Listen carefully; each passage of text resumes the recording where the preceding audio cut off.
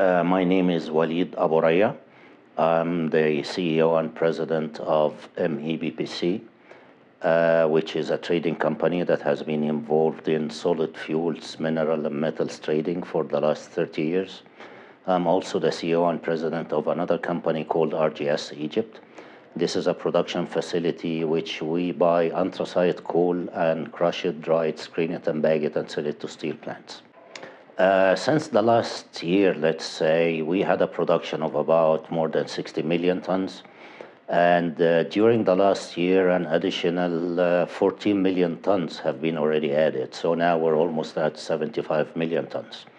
The plan is still to continue to expand, and there are new licenses to build new plants. It's not only for the new capital, but let's say, according to the official numbers, Egypt needs 500,000 housing units every year.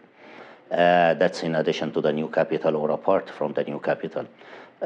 Usually, we don't really achieve the 500,000 units every year, so maybe we lag like by 100,000. So the following year, we'd need 600, the following is 700, and so on.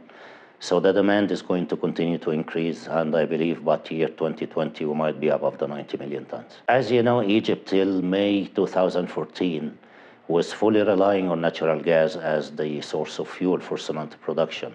However, due to the uprising in 2011, the political turmoil that we had, so exploration for natural gas was not really achieved as per the plan.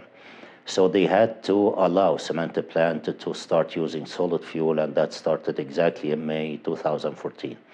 Since then, it has been increasing tremendously, and I believe now maybe 90% of all the cement plants have already switched to using solid fuel. So with this number in place, we're talking about maybe at least 12 million tons for cement production of coal and pit coke as well, but majority is coal. In addition to that, you might have heard about the power plants in Egypt, coal-fired power plants. One of them is already being moving forward. That's 6,000 megawatts of power. To produce 1,000 megawatts, you need 2.5 million tons of coal.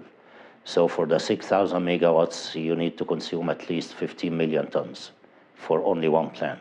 So that will be the first plant, but there will be another one that will come soon as well.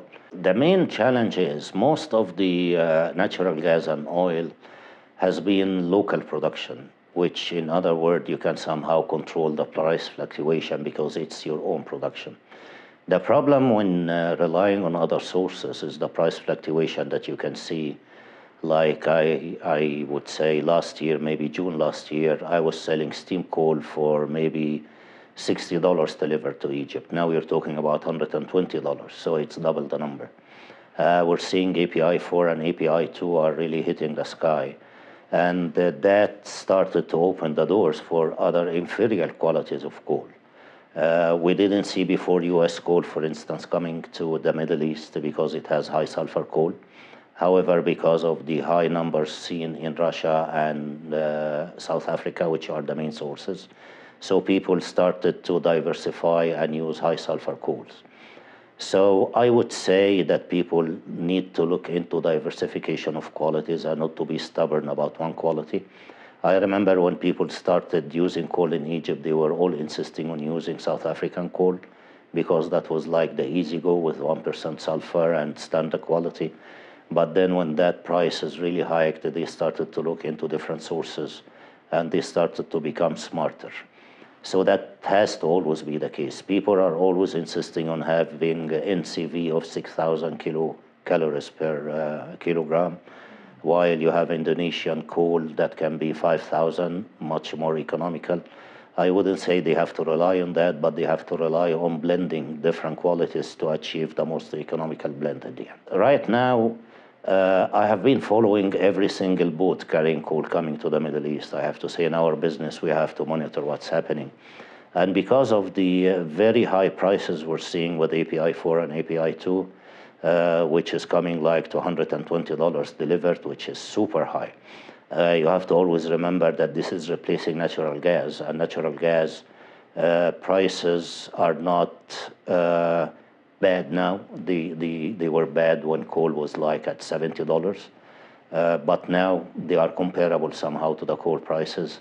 But after cement plant converted to using solid fuel, they cannot go back to using natural gas. So people are trying now to have a mix of maybe petroleum coke as well as U.S. cheap coals, let's say, achieving higher calorific values that can reduce the overall economics. So right now we see prices coming from the U.S. It could be in the range of maybe low 90s, while from South Africa it's 120, from Russia maybe the same, from Colombia above 110. So now is the time actually for U.S. coals. Even the one that comes at beginning of 90s, that used to be in the mid 70s. But because everyone wanted to use that coal, so it has now a big demand. Before, people from the U.S., they were like begging people to start trying using their coal.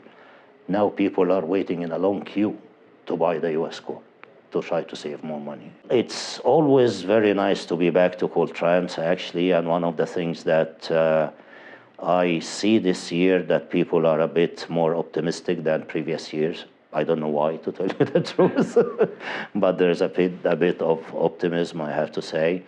Although there are a lot of talks about Europe cutting down the use of solid fuels, which I don't think it's going to be the case.